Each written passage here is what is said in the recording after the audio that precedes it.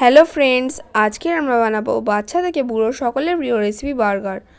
বাড়িতে সবসময় চিকেন পাওয়া যায় না, তাই আমরা আজকে বানিয়ে দেখাবো সোয়াবিনের বার্গার। সোয়াবিনের বার্গার বানাতে যে মেয়োনিজের প্রয়োজন হয়, সেই মেয়োনিজটি আমরা বাড়িতেই বানিয়ে নেব।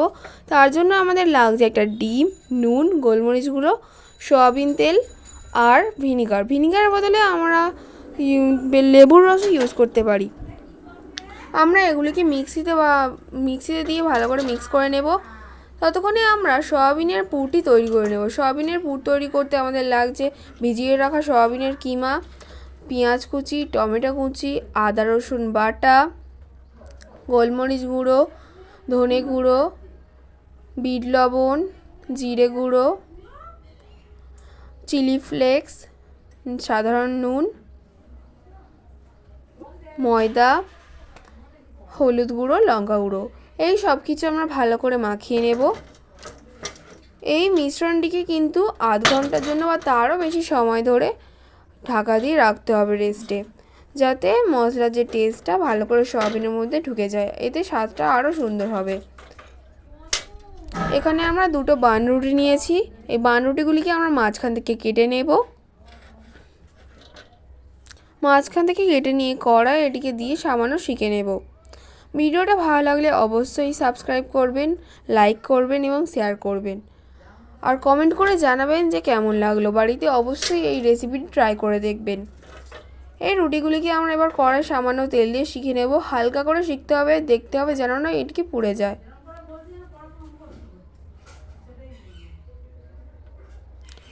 আর ওই কড়াই আর কিছুটা তেল দিয়ে যে সয়াবিনের পুরটা দিয়ে দেব এবং ভালো করে নেড়ে চেড়ে নেব।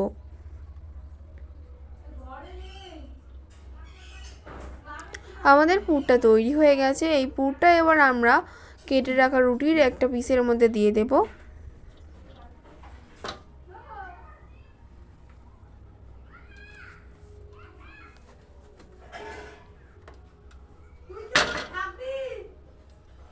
তার উপরে দিয়ে দেবো মেয়োনিজ,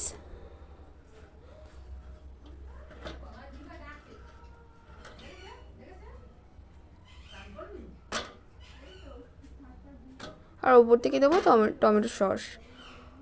আমরা এখানে টমেটো সসটা কিনে ইউজ করেছি, আমরা এটিকে বাড়িতে বানাইনি। আর ওই টমেটো সস আর মেয়োনিজের ওপরে দেবো শসা কুচি। এই শসাগুলিকে আমরা গোল গোল করে কেটে নিয়েছি।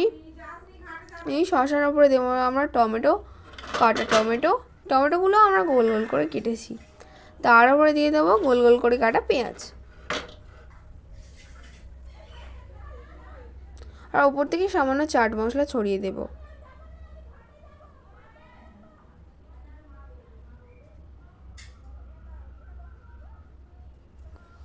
তার উপর থেকে কিছুটা মেয়োনিজও ছড়িয়ে দেব।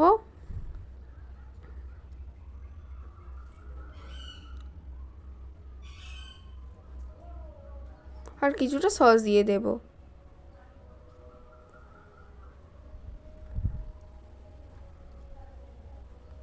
এবার কেটে রাখা বানরুটিটা এর ওপর দিয়ে দেব।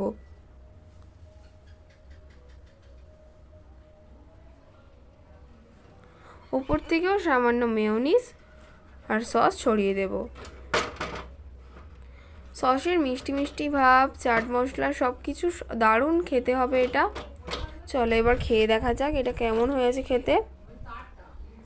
দেখতে কিন্তু দারুণ লাগছে, তোমরা দেখতেই পাচ্ছ। বাড়িতে অবশ্যই ট্রাই করো, আর ভিডিওটা ভালো লাগে লাইক করো, সাবস্ক্রাইব করো, শেয়ার করো। চলো এবার খেয়ে দেখা যাক কেমন হয়েছে। এটা খুবই সুন্দর খেতে হয়েছিল গাইস, তোমরা অবশ্যই বাড়িতে ট্রাই